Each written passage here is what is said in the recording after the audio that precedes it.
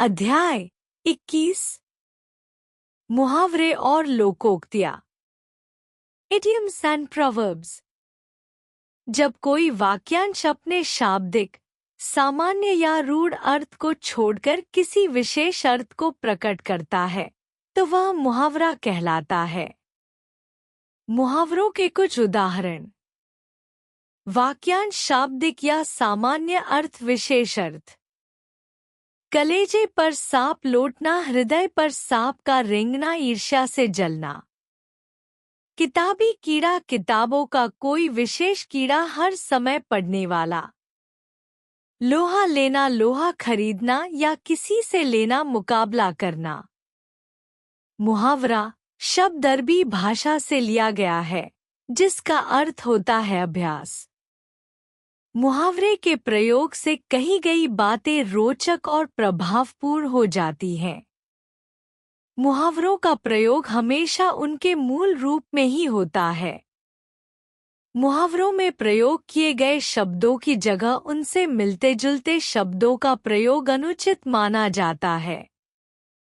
जैसे गुदरी का लाल के स्थान पर गुदरी का बेटा गलत है। वाक्य में मुहावरों का प्रयोग किया जाता है, उनके अर्थों का नहीं। मुहावरे की विशेषताएं। मुहावरे वाक्य का अंग बनकर प्रयुक्त होते हैं, स्वतंत्र रूप से नहीं। मुहावरे के मूल में क्रियापद का होना आवश्यक है। प्रायः इसके अंत में ना लगा होता है। जैसे अगर मगर करना। मुहावरे के रूप में कोई फेरबदल नहीं होता। जैसे वह फूल कर कुप्पा हो गया, स्त्री के संबंध में यह नहीं हो सकता वह फूल कर कुप्पी हो गई। मुहावरों के विशेष अर्थ नहीं बदलते, ये हमेशा एक से रहते हैं। ये लिंग, वचन और क्रिया के अनुसार वाक्यों में प्रयुक्त किए जाते हैं। आगे कुछ मुहावरे, उनके अर्थ और वाक्य प्रयोग दिए जा रहे हैं। अंगूठा दिखाना, साफ इंकार करना। जब मैंने अपने मित्र से आर्थिक सहायता मांगी तो उसने अंगूठा दिखा दिया। अक्ल का अंधा या अक्ल का दुश्मन होना, मूर्ख। मोहन अक्ल का अंधा है इसलिए उसे अच्छे बुरे की समझ नहीं है। अक्ल पर पत्थर पड़ना, बुद्धि भ्रष्ट हो जाना। मुसीबत आने पर अधिकतर लोगों की अक्ल पर पत्थर पड़ जाते हैं। अंग अंग ढीला होना, बहुत थकना। दीदी के विवाह में अत्यधिक कार्य करने के कारण मेरा अंग अंग ढीला हो गया। अंग अंग मुस्काना, बहुत खुश होना। अपना मकान बन जाने पर सविता का अंग अंग मुस्काने लगा। अक्ल का पुतला, बहुत बुद्धिमान। IIT की परीक्षा उत्तीर्ण करने पर सभी संजय को अक्ल का पुतला मानने लगे। अगमगर करना या आनाकानी करना, टालमटोल करना। जब मैंने राहुल से सच बात बताने के लिए कहा तो वह अगर मगर करने लगा। अंधे की लकड़ी, एकमात्र सहारा। आशीष अपने बूढ़े माता पिता की अंधे की लकड़ी है। अपना उल्लू सीधा करना, अपना मतलब निकालना। कुछ लोग अपना उल्लू सीधा करने के लिए उच्च अधिकारियों की चापलूसी करते हैं। अपनी खिचड़ी अलग पकाना, सबसे अलग रहना। राखी कभी भी कक्षा में सबके साथ मिलकर नहीं रहती, वह सदा ही अपनी खिचड़ी अलग पकाती है। अपना सा मुंह लेकर रह जाना, लज्जित होना। 2011 का विश्व कप जीतने पर भारत की सदा निंदा करने वाला पाकिस्तान अपना सा मुंह लेकर रह गया। अपने मुंह मियां मिट्ठू बनना, अपनी प्रशंसा स्वयं करना। अपने कार्य में कुशल न होने के बावजूद भी कुछ लोग अपने मुंह मियां मिट्ठू बने रहते हैं। अंगारों से खेलना, खतरा उठाना। भारतीय सैनिक अंगारों से खेलकर भारतीय सीमाओं की रक्षा करते हैं। अंगारों पर पाँव रखना, मुसीबत में फंसना। अपने बॉस से पंगा लेकर रमेश ने तो जैसे अंगारों पर पाँव रख दिया। अंत पाना, भेद लेना। ईश्वर की लीला का अंत पाना मनुष्य के वश की बात नहीं है। अड़चन डालना, बाधा उत्पन्न करना। यदि हम किसी की मदद न कर सके तो कम से कम हमें उसके कार्यों में अड़चन भी नहीं डालनी चाहिए। आसमान से अंगारे बरसना, बहुत गर्मी पड़ना। भारत में गर्मी के मौसम में दोपहर में ऐसा लगता है जैसे आसमान से अंगारे बरस रहे हों। आंखें दिखाना, क्रोध करना। इस तरह मुझे आंखें मत दिखाओ, मैं तुमसे डरती नहीं हूँ। आंखें फेर लेना, विमुख होना। मुसीबत के समय अपने लोग भी आंखें फेर लेते हैं। आंखें खुलना, होश आना। अपने भाई की बेईमानी स्वयं देखकर ही मनोज की आंखें खुली। आंखों से गिरना, सम्मान नष्ट हो जाना। रिश्वत लेते हुए पकड़े जाने पर मोहन सभी की आंखों से गिर गया। आगे पीछे फिरना, चापलूसी करना। ममता अधिक अंक पाने की लालसा में अध्यापिकाओं के आगे पीछे फिरती रहती है। आकाश पाताल एक करना, बहुत परिश्रम करना। अपनी कक्षा में प्रथम आने के लिए शिल्पी ने आकाश पाताल एक कर दिया। आकाश को छूना, बहुत ऊंचा होना। मुंबई और दिल्ली जैसे महानगरों में आजकल आकाश को छूती हुई इमारतें बन रही है। आकाश पाताल का अंतर, बहुत अधिक अंतर होना। यद्यपि सोना और शारदा एक ही परिवार की बच्चियां हैं, फिर भी उनके स्वभाव में आकाश पाताल का अंतर है। आग बबूला होना, क्रोध से भर जाना। जरूरी फाइल पर अदिति द्वारा चाय गिरा देने पर उसके पिताजी आग बबूला हो गए। आग में घी डालना, क्रोध को और बढ़ाना। माँ तो पहले से ही क्रोध में थी। पड़ोसी ने मोहित की शिकायत करके आग में घी डालने का कार्य किया। आसमान सिर पर उठाना, बहुत शोर मचाना। अध्यापक के कक्षा में न होने पर छात्रों ने आसमान सिर पर उठा लिया। आड़े हाथों लेना, कठोरता से पेश आना। बच्चों की गलतियों पर उन्हें आड़े हाथों लेना जरूरी होता है। आंखों में धूल झोंकना, धोखा देना। चोर पुलिस की आंखों में धूल झोंककर फरार हो गया। आस्तीन का सांप, कपटी मित्र। बुरे समय में प्रभात ने टीना की बहुत मदद की, किंतु वह तो आस्तीन का सांप निकली। आंखों की किरकिरी, बुरा लगने वाला दुश्मन। रोहित ने जब से मोहन की शिकायत पिताजी से की है, तब से वह मोहन की आंखों की किरकिरी बन गया है। आंखें चुराना, अपने को छिपाना। गलत कार्य को करने से पहले सोचना चाहिए, बाद में आंखें चुराने से कोई फायदा नहीं। आंखों का तारा, बहुत प्यारा। राम लक्ष्मण दशरथ की आंखों के तारे थे। आंख लगना, सो जाना। बस में सफर करते समय मेरी आंख लग गई। आंखें बिछाना, आदर सत्कार करना। आश्रम में पहुंचने पर शबरी ने श्री राम के आतिथ्य में आंखें बिछा दी। लोकोक्तियाँ। लोकोक्ति शब्द लोक और उक्ति दो शब्दों से मिलकर बना है, जिसका अर्थ है लोक में प्रचलित या प्रसिद्ध, उक्ति अर्थात लोगों द्वारा प्रयोग में लाए जाने वाले कथन। लोकोक्ति व्यापक लोक अनुभव पर आधारित होती है। लोकोक्तियों का प्रयोग स्वतंत्र होता है और ये वाक्य होती हैं। वाक्य में प्रयोग करते समय इनका रूप परिवर्तित नहीं होता। लोकोक्तियों के प्रयोग से भाषा में विशेष सौंदर्य आ जाता है। लोकोक्तियां शिक्षाप्रद, व्यंग्यपूर्ण और नीति आदि से संबंधित होती है।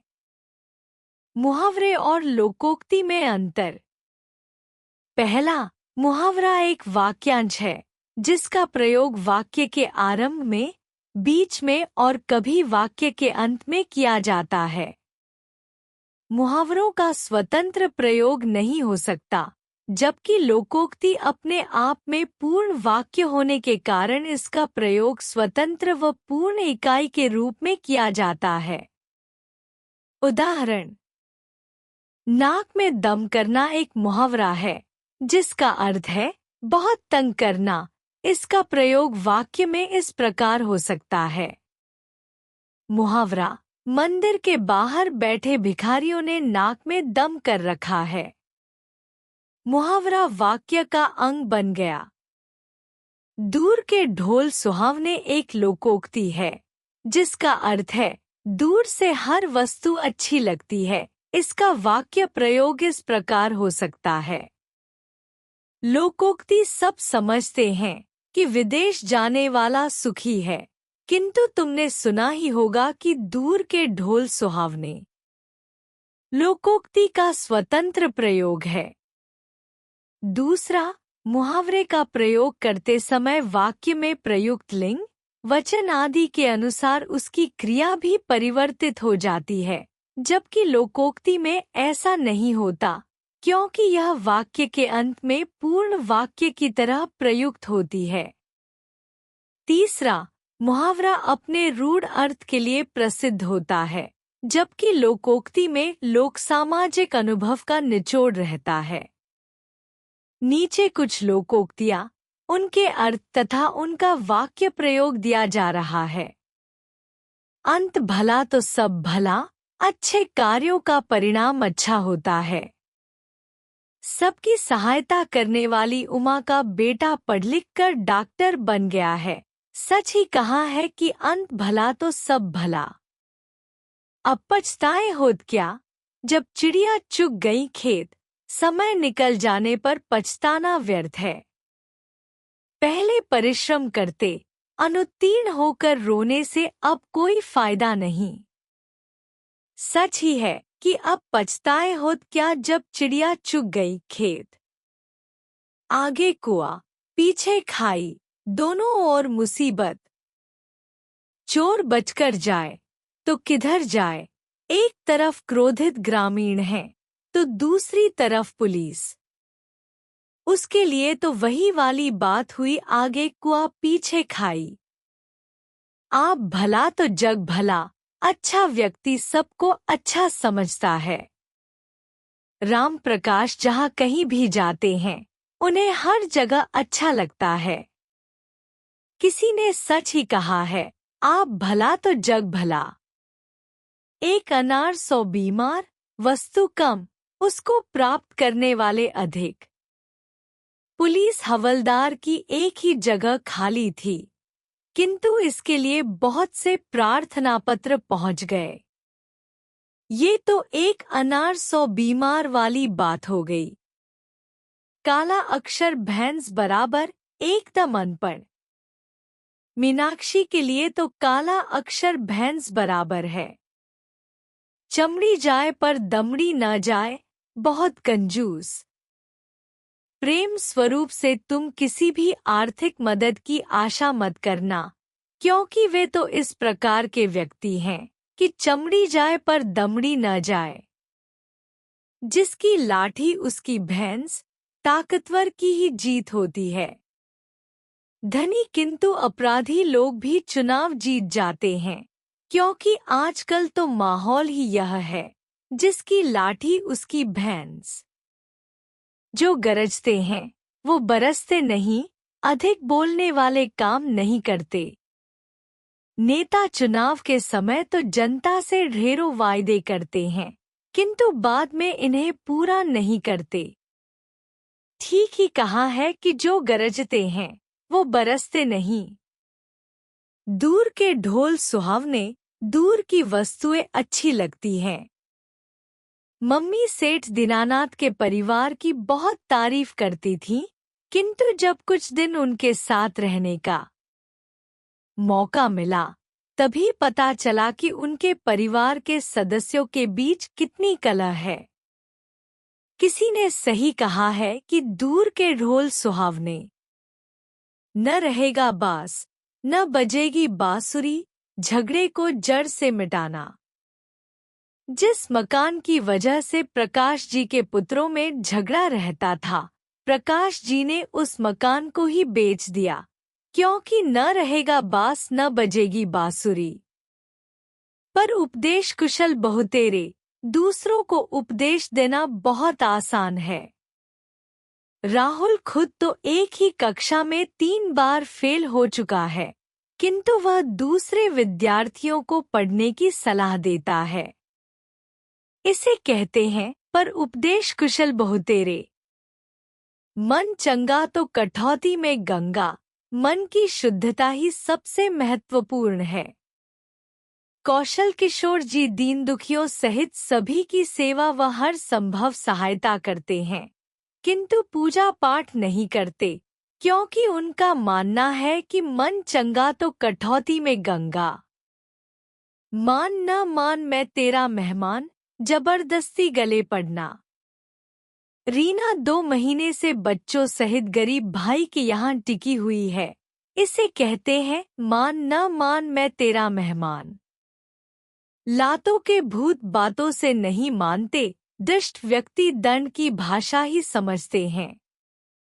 पुलिस ने जब अपराधियों को शारीरिक यातना दी, तब उन्होंने मासूम के अपहरण का सारा सच उगला। इसे कहते हैं लातों के भूत बातों से नहीं मानते। सांच को आंच नहीं, सच बोलने वाले को भय नहीं होता। रेशमा अगर तुमने चोरी नहीं की तो तुम्हें डरने की जरूरत नहीं है, क्योंकि सांच को आंच नहीं होती। सिर मुंडाते ओले पड़े, काम शुरू होते ही बाधा उत्पन्न होना। किशोर ने ऋण लेकर दुकान खोली थी कि 1 सप्ताह बाद ही उसमें आग लग गई। यह तो वही हुआ सिर मुंडाते ओले पड़ना। हाथी निकल गया दुम रह गई, थोड़ा सा काम रह जाना। मैंने स्वेटर तो बना लिया है, किंतु उसका गला रह गया है। बस यूं समझो कि हाथी निकल गया दुम रह गई। हाथी के पाँव में सबका पाँव, एक बड़े काम में छोटे छोटे सब काम होना। शुभम के पिताजी विवाह में शामिल हो गए तो समझ लो सब शामिल हो गए, क्योंकि हाथी के पाँव में सबका पाँव। होनहार बिरवान के होत चीकने पात, होनहार व्यक्तियों के गुण बचपन में ही दिखाई दे जाते हैं। इंदिरा गांधी ने बचपन में ही बच्चों के साथ मिलकर एक वानर सेना का निर्माण कर लिया था, जो स्वतंत्रता सेनानियों की मदद करती थी। किसी ने ठीक ही कहा है कि होनहार बिरवान के होत चीकने पात। हमने जाना, जब कोई वाक्यांश अपने शाब्दिक अर्थ को छोड़कर किसी विशेष अर्थ की ओर संकेत करता है तो उसे मुहावरा कहते हैं। मुहावरों का प्रयोग स्वतंत्र रूप से नहीं किया जाता है। मुहावरों के विशेष अर्थ कभी नहीं बदलते। लोक द्वारा कही गई उक्ति लोकोक्ति कहलाती है। लोकोक्ति शब्द का अर्थ है लोक में प्रचलित उक्ति। लोकोक्तियां व्यापक लोक अनुभव पर आधारित होती हैं। लोकोक्तियों का प्रयोग स्वतंत्र होता है।